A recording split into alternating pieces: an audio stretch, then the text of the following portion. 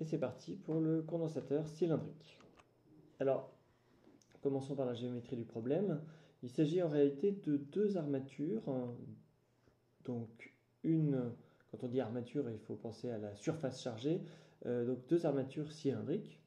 Une intérieure, donc on peut considérer qu'on a en réalité un morceau de métal là qui constitue tout un cylindre.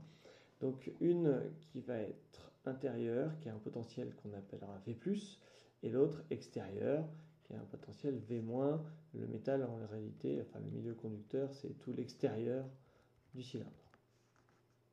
Bien. La charge portée, enfin la densité surfacique de charge portée par le cylindre intérieur, on va l'appeler sigma, alors que la densité de charge portée par l'armature extérieure, donc qui se retrouve ici en surface, on va l'appeler sigma prime. A priori, sigma prime n'est pas égal à moins sigma strictement, pour une simple raison, c'est que ce qu'on sait, c'est que la charge portée par l'armature intérieure doit être l'opposé de la charge qui est portée par l'armature extérieure, mais l'armature extérieure est plus grande, donc les charges y sont plus diluées. Et on peut assez simplement trouver le lien entre les deux, mais comme ça nous intéresse assez peu ici, on va continuer sur notre lancée. Donc c'est un cylindre, enfin on va appeler H la hauteur totale de notre condensateur. Alors, comme très souvent dans ces cas-là, en réalité, la différence entre R1 et R2, elle est très faible. Bien sûr, R2 est plus grand que R1, mais cette différence est très faible. Et du coup, ce qu'on va s'autoriser, c'est là encore à négliger les effets de bord. Je le note parce que, comme d'habitude, c'est une sorte de formule rituelle. Dès qu'on néglige les effets de bord, ça veut dire qu'on va pouvoir se ramener à un problème qui est infini, suivant l'axe Z. Calculer le champ, puis après tenir compte de la taille finie du condensateur, en supposant que le champ qu'on va trouver à l'intérieur entre les deux armatures, c'est le même que le champ qu'on trouve dans le cadre des deux cylindres imbriqués infinis, enfin du condensateur cylindrique qui est donc infini, qui a une capacité infinie, donc ça ne marche pas, mais on va faire ça comme ça. Donc, on va utiliser tout d'abord, pour être sûr, les symétries. On est dans le cas de... On se place toujours dans le cas du système infini. Je le dessine brutalement là. Dans ce cadre-là, on a plusieurs choses. Il y a d'abord une invariance. Donc on est vraiment dans le cas typique d'une symétrie cylindrique. Donc il y a invariance par translation d'axe Z. Donc le champ ne dépend pas de Z. Donc le champ E, ce qu'on cherche, c'est un E de R a priori θ. Voilà. Ensuite, ce qu'on sait, c'est que tous les plans, donc si on s'intéresse au champ en un point M qui se situerait à cet endroit-là, c'est toujours les mêmes raisonnements que dans le cas cylindrique. On a deux plans de symétrie de la distribution. Il y a d'abord celui-là qui contient à la fois l'axe Z, ici, donc l'axe est contenu dans le plan, et le point M. Et donc le champ au point M doit absolument appartenir à ce plan. Il se trouve qu'il y a un deuxième plan de symétrie de la distribution, c'est le plan qui au contraire est perpendiculaire et qui contient le point M. Et je vais dessiner ici en pointillé en fait la ligne d'intersection entre les deux plans. Évidemment, comme les deux plans contiennent M, elle passe par M. Et ce qu'on voit ici, c'est que comme le champ au point M doit appartenir à chacun de ces plans qui sont tous les deux des plans π, il faut forcément que le champ M soit porté par cet axe-là, c'est-à-dire qu'il soit radial. Donc, on va avoir un champ qui est radial, Ça, c'est à cause des plans pi. Donc les plans pi, et ça donne qu'on peut écrire qu'on cherche quelque chose de la forme ER, de R et de θ a priori UR.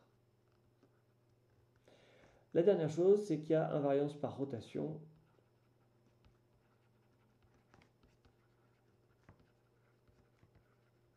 D'angle justement θ autour de l'axe Z.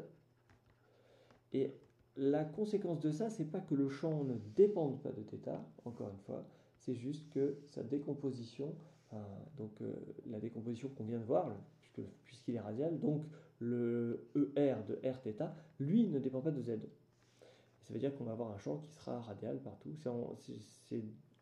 Le fait qu'il soit radial fait qu'il ne peut pas ne pas dépendre de θ. La seule chose, c'est qu'en gros, son module, lui, ne dépendra pas de θ. Et donc, on a un ER de Rθ qui est en réalité un ER de R. Et donc, tout ce qu'il nous faut, c'est trouver ce ER de R. Voilà. Alors, on va utiliser pour ça... Donc là, on a un nouveau schéma avec un cylindre infini, et on va utiliser une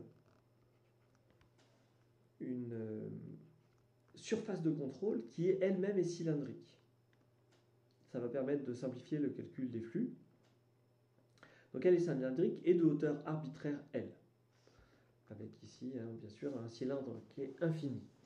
Il est chargé uniformément en surface. Et donc notre surface de contrôle, c'est ce cylindre. Si on calcule le flux du champ électrique à travers la surface de contrôle, on divise là encore, on fait exactement en réalité comme avec le cylindre uniformément chargé. On a ici UZ qui nous sert de normale sortante. Si on est en ce point-là, c'est UR qui nous sert de normale sortante. Et la normale sortante en dessous, c'est moins UZ. Tout ça, c'est des vecteurs unitaires. Et donc, on va diviser en 3 le flux de E à travers le côté, plus le flux de E à travers le dessus, et le flux de E à travers le dessous.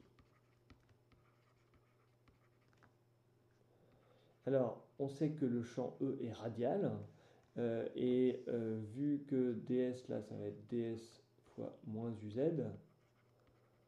avec un champ E qui est radial, et ben, le produit scalaire va faire 0, et donc ça, ce sera nul. On a exactement la même chose au-dessus, le champ électrique qui lui est radial, c'est-à-dire qu'au point M, il est comme ça, et donc en ce point-là, il est comme ça, donc il est perpendiculaire à la normale sortante, il va aussi être nul. Donc il nous reste juste à estimer le flux sur le côté. Alors, il se trouve que sur le côté, le champ E, il s'écrit E de R, ER de R, UR, scalaire, ds, UR. Comme le produit scalaire ici de UR par UR, ça fait 1, et que a priori on se trouve à petit r fixé, oui, c'est un petit r qui est fixé, on le fait varier après, mais a priori on est sur ce cylindre, et surtout le pourtour de ce cylindre, la grandeur de R, enfin la valeur de la distance entre l'axe et le point qu'on considère, c'est toujours petit r. Donc on a même le droit de le sortir, et il nous reste en fait juste l'intégrale de ds. Alors comme on est dans le cas d'un cylindre de rayon petit r, ici la surface extérieure c'est 2 pi petit r L, ça c'est ma surface extérieure. Donc 2 pi r L. Voilà, donc on a une expression du flux quoi qu'il arrive. Alors c'est-à-dire quoi qu'il arrive, ça veut dire que le vecteur petit r soit plus grand ou plus petit que grand R. Le cas où il est plus petit que grand R n'a que peu d'intérêt, puisque là, dans ce cas-là, on est dans le conducteur, et que dans le conducteur, le champ est nul. Mais ce qui va nous intéresser, c'est plutôt quand le rayon petit r va être situé entre les deux armatures. Donc on y revient. On va appliquer le théorème de Gauss tout d'abord. Alors, quand on a, en réalité, on revient à ça, et c'est ici qu'on va appliquer le théorème de Gauss. Donc, je vais effacer tout ça. Hop, je vais garder juste l'expression du coefficient du flux, pardon. Hop, hop, hop. J'improvise un petit peu là. Ah bah j'ai tout effacé. Donc, le flux, c'est ER de R fois la surface, c'est-à-dire 2πRL. Bien.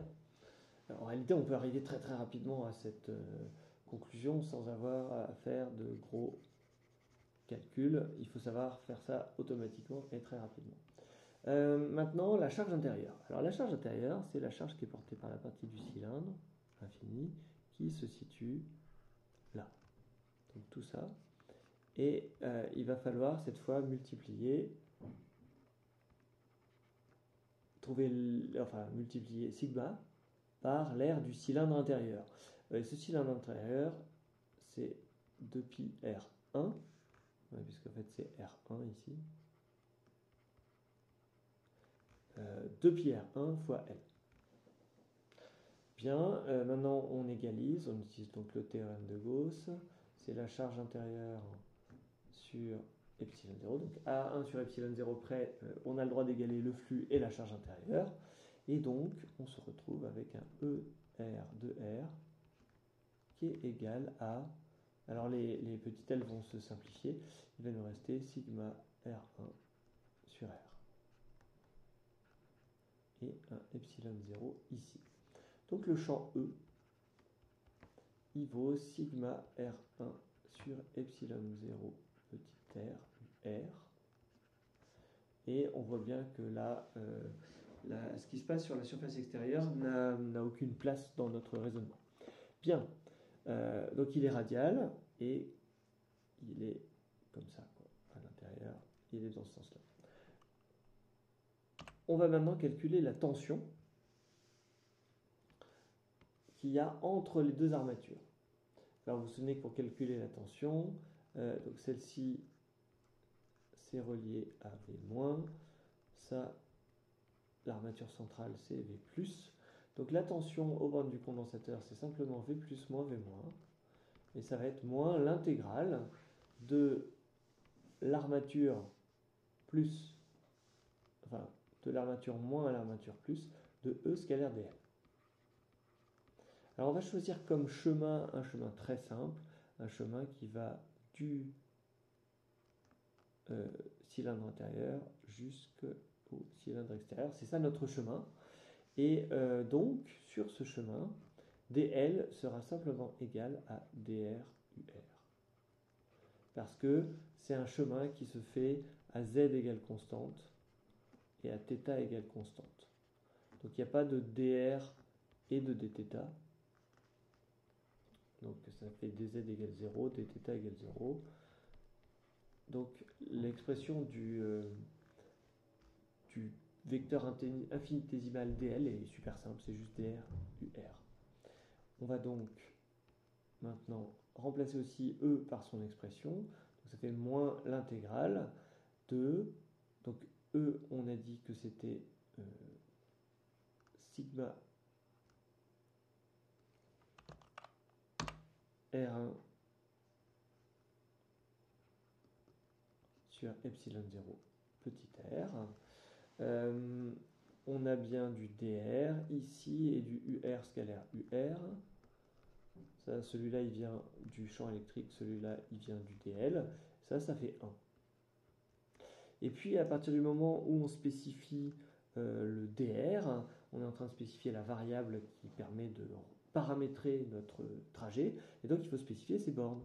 Et cette intégration va se faire de R1, puisque c'est le rayon... Alors, pardon, de R2, puisque c'est le rayon de l'armature négative jusqu'à R1, puisque ça c'est l'armature positive. Ça implique pas du tout, au passage, une remarque, on ne change pas pour autant l'expression du dl, sous prétexte qu'on va parcourir le chemin pas dans le sens de UR. Voilà.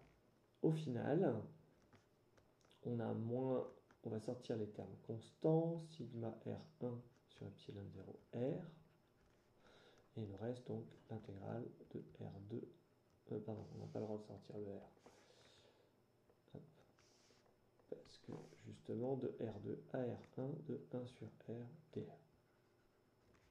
Et ça tombe bien, on connaît une primitive de 1 sur R, c'est juste ln de R, et donc on a moins sigma R1 sur epsilon 0, ln de R, E de R, pris entre R2 et R1. Et ça nous donne sigma R1 sur epsilon 0, ln de R2 moins ln de R1. Autrement dit, sigma R1 sur epsilon 0, ln de R2 sur R1.